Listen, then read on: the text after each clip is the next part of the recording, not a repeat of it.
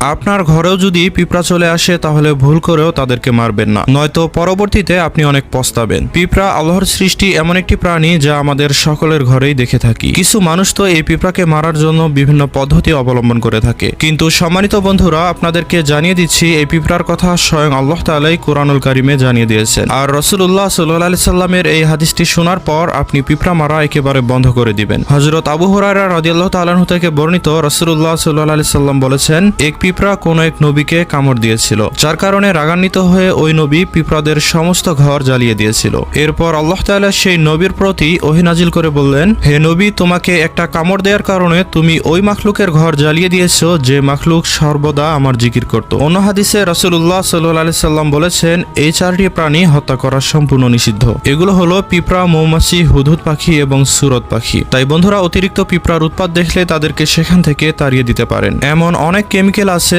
যা প্রয়োগে পিঁপড়া স্থান ত্যাগ করে, কিন্তু ভুল করেও তাদেরকে মেরে ফেলবেন না। তো বন্ধুরা, ভিডিওটি ভালো লাগলে অবশ্যই লাইক দিয়ে কমেন্ট করুন।